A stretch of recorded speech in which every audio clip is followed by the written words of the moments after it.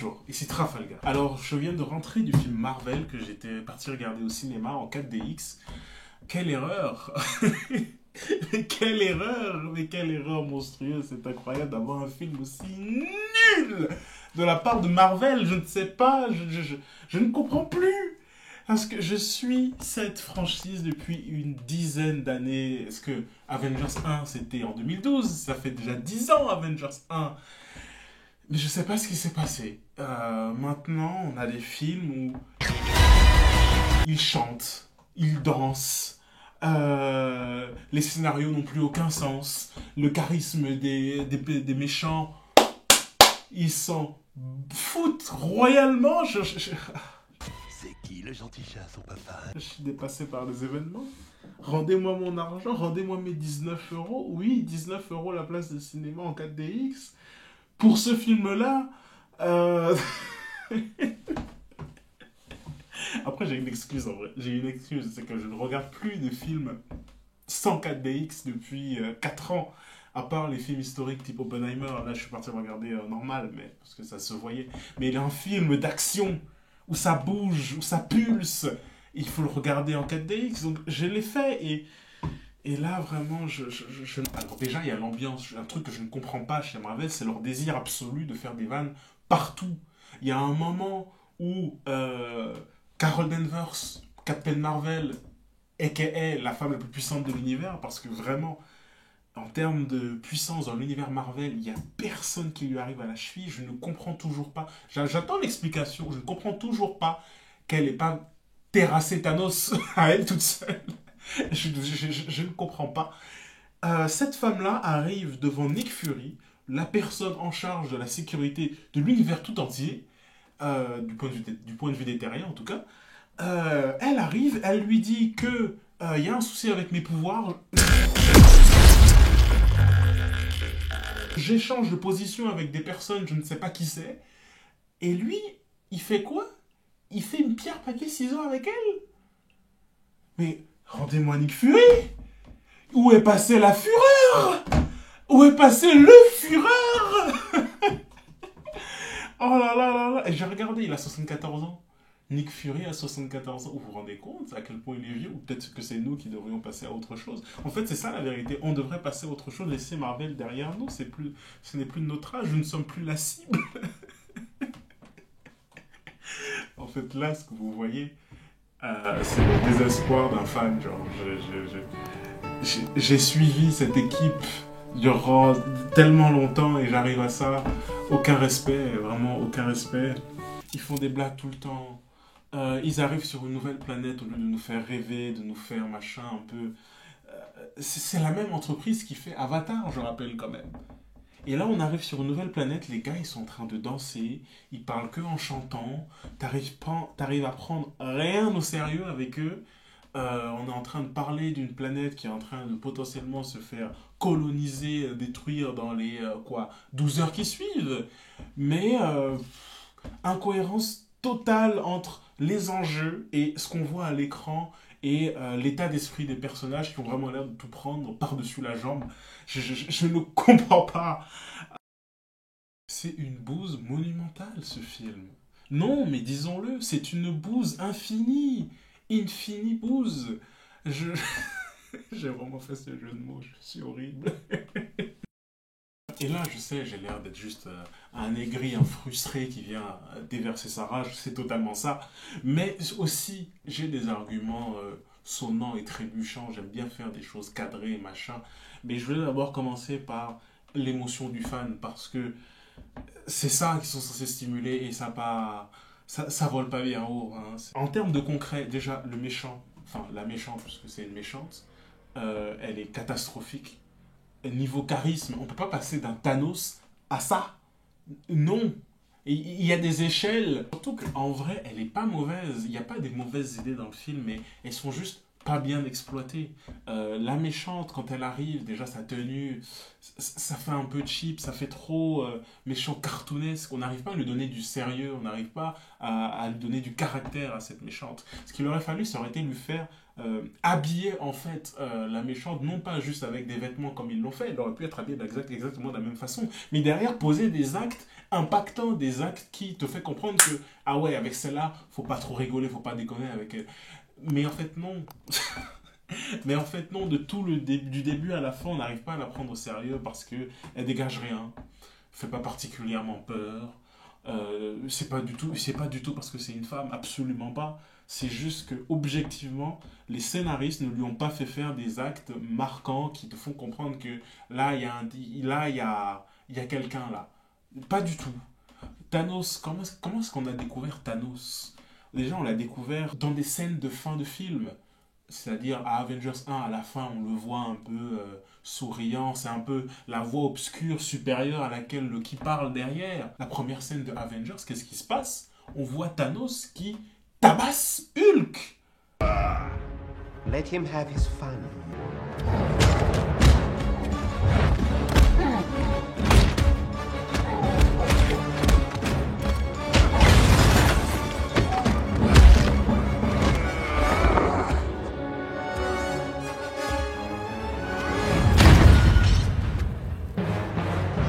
Pour quelqu'un qui ne connaissait pas Thanos et qui avait besoin de le prendre au sérieux et qui n'avait peut-être pas vu les autres films, cette seule scène, ah, il a tabassé Hulk, one shot? Non, c'est bon.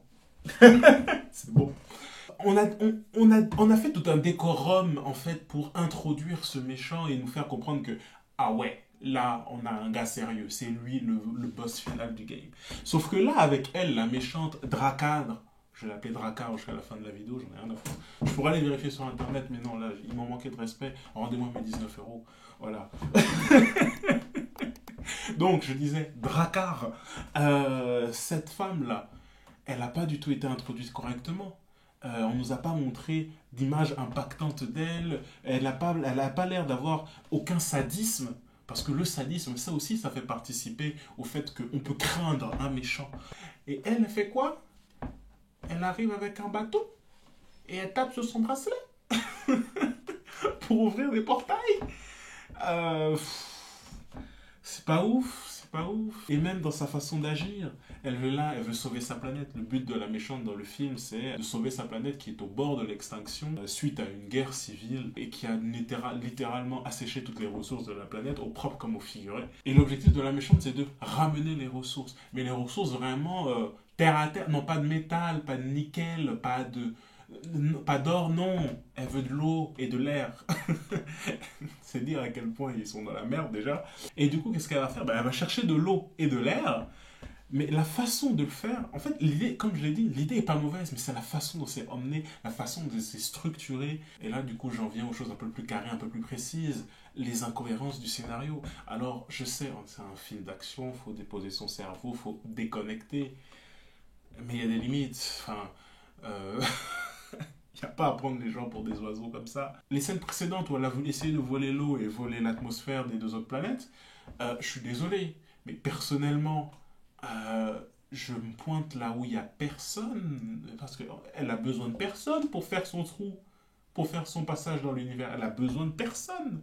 Mais du coup, pourquoi est-ce qu'elle se pointe à chaque fois là où il y a le dirigeant de la planète? Enfin, dans tous les cas, vu ce que tu t'apprêtes à faire, t'en as rien à foutre de s'il survit ou pas. Donc pourquoi tu vas discuter des plans de paix inutiles, machin? Non. Elle arrive sur la planète des mecs qui dansent, là. À Bollywood. Aucun respect pour les Indiens. Non, j'ai rien contre les Indiens. Mais là, vraiment, ce qu'ils ont fait, c'est n'importe quoi. Peu importe. Elle arrive sur cette planète, elle se rend directement, j'imagine, à la ville centrale de la planète pour voir le roi de la planète. Gros, tu vas leur voler tous leurs océans. Tu vas prendre toutes les gouttes d'eau qu'il y a chez eux et tu veux discuter quoi que ce soit. Mais va apparaître de l'autre côté, là où il n'y a personne, dans un désert, machin, et ouvre ton portail et commence à aspirer l'eau. Ils vont rien comprendre à ce qui leur arrive. Le temps qu'ils comprennent, ils n'en auront plus. Ça manque de sadisme, en fait. On a un méchant qui manque de charisme, un méchant qui manque de sadisme. Mais ça, j'imagine que c'est passé au-dessus de la tête des scénaristes, ça aussi.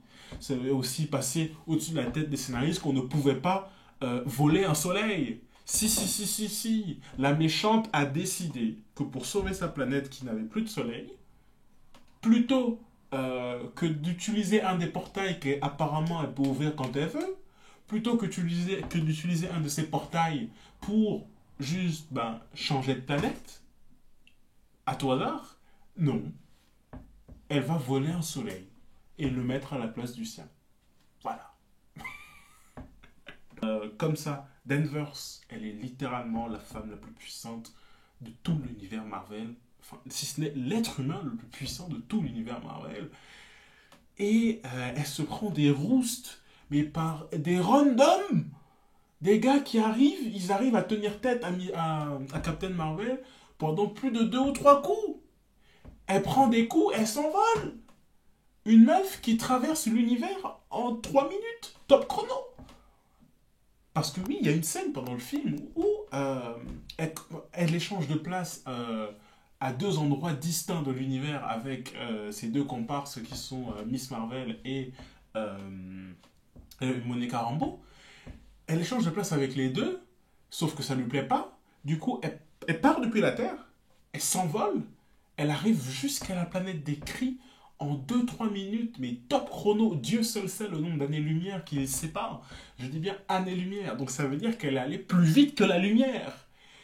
Et c'est la même qui, elle arrive face à la méchante et son petit marteau. Ah, c'est un peu difficile. Ah, le karaté de cette dame, il est trop fort. La même qui faisait des 1 contre 1 contre Thanos, elle n'arrive pas à se taper avec une nonne et un bâton. Non. Respectez son propre personnage. À un moment donné, je suis dépassé par les événements. Il y a 3 actrices principales. Kamala Khan, a.k.a. Miss Marvel, Monica Rambeau, a.k.a. belle gosse du groupe, et Captain Marvel. Elle n'a pas besoin des 2 premières. Je ne sais pas pourquoi les 2 premières sont là, et décor. Miss Marvel est capable de tout faire. La meuf, elle a le Tesseract en elle. Elle a un échantillon de Tesseract à l'infini en elle. Elle a besoin de personne. Pas plus tard qu'à la fin du film, elle a rallumé un soleil. On passe d'ailleurs sur le fait qu'il est impossible de rallumer un soleil une fois que... Enfin, admettons, elle a rallumé un soleil. Et puis un soleil qui s'éteint d'ailleurs. Maintenant, vous voyez maintenant que...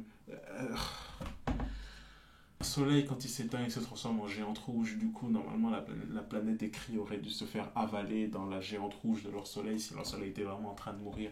Mais ça, j'imagine que c'est passé au-dessus de la tête des scénaristes, ça aussi. Je parle même pas des autres incohérences. Le fait que les Skrulls, ils sont là parce qu'ils ont besoin d'une planète. Sauf que on nous a fait toute une série qui s'appelle Secret Invasion, dans le scénario principal.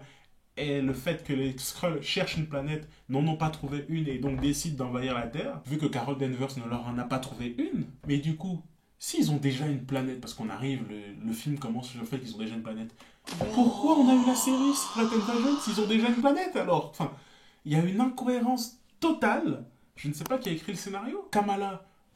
Bon, personnellement, j'ai regardé Miss Marvel. D'ailleurs, j'ai bien aimé Miss Marvel, la série. Même si je trouve dommage que ce soit une enfant qui a 17 ans, qui est complètement immature et qui ne fait pas du tout sérieuse dans tout ce qui se passe. Je veux dire, il y a l'univers qui est en jeu, il y a des planètes qui sont en jeu, il y a des populations qui se font génocider, et on a une gamine potelée comme pas possible, de 18 ans, qui fait la fangirl et derrière Captain Marvel. Non. Mais admettons, passons sur ça, j'ai toujours cru qu'elle avait besoin de ses bracelets pour avoir des pouvoirs. Et à la fin du film, vers la fin, au moment du dénouement, là où elle sert à rien, là, c'est-à-dire pendant que les 2 autres, ces deux comparses sont en train de combattre la méchante et elle regarde, elle a participé un peu, mais au final, voilà, elle n'a pas servi à grand-chose. On lui prend ses bracelets, enfin son bracelet, pardon, et 2 secondes après, elle utilise ses pouvoirs. Mais pourquoi t'avais ton bracelet? Et encore, si ce n'était que ça, la méchante a besoin des 2 bracelets, donc également du bracelet de Kamala, pour pouvoir mettre à exécution son plan. Et Fury lui demande tout naturellement, merci, quelqu'un un peu de jugeote, il utilise le reste de jugeote qu'il avait dans Avengers 1, pour lui demander, mais tu es sûr que tu veux prendre le bracelet là? Parce qu'en vrai, si tu restes ici, elle a aucune chance de mettre à exécution son plan. Elle lui dit non, je veux participer, elles auront besoin de moi. Mais du coup, au final, si elle n'avait pas besoin du bracelet Kamala, pourquoi elle est partie avec? Si elle n'avait pas besoin pour avoir des pouvoirs. Pourquoi? Pourquoi prendre ce risque? Elle a failli risquer l'effondrement de l'univers pour ça? Moi, je dis, il faut attaquer en justice les scénaristes de Marvel parfois. Hein, il faut les remettre face à leurs erreurs. C'est pas normal. C'est pas normal d'être si bidon. C'est pas normal d'être si nul. C'est pas normal de proposer des scénarios aussi caducs à des gens, surtout quand on a 10 ans derrière soi, avec des Iron Man, des Captain America, des Thanos, des histoires qui tenaient la route, quoi. Oui, c'est vrai, il y a la scène de la fin où ils ont introduit les X-Men. C'est plutôt intéressant, mais ça fait vraiment patch qui vient couvrir toutes les erreurs qui ont été faites avant. Ça m'a chauffé, j'avoue, ça m'a chauffé. J'ai failli, vraiment, ça m'a chauffé. J'ai vu les X-Men, je me suis dit, oh, putain, ils vont. Les X-Men. Mais il faut résister, soyons forts. On peut pas les laisser gagner comme ça. Ils peuvent pas faire un film de merde comme ça et espérer s'en sortir avec 2 minutes de teasing à la fin. Non. Moi je dis non. D'aucuns me dira mais à quoi tu t'attendais en allant regarder ce film? Eh bien, je m'attendais à du Marvel, je m'attendais à de l'épique. C'est ma semaine d'examen, j'avais besoin de sortir un petit peu de... Enfin bref, c'était la review de la haine. J'avais à crier, j'ai crié. On a perdu Marvel en fait. On a perdu Marvel parce que ils sont plus capables de faire des films intéressants avec des méchants qui en valent la peine, avec des enjeux qu'on peut vraiment ressentir, qu'on peut comprendre, qu'on peut tutoyer au moins de l'esprit. Mais qu'est-ce qui est devenu Marvel? C'est triste à dire. Donc je pense tout simplement que Marvel, c'est la fin. Merci de m'avoir écouté. C'était Trafalgar San. On se retrouve dans la prochaine ronde, peut-être, je l'espère, avec un peu plus d'entrain.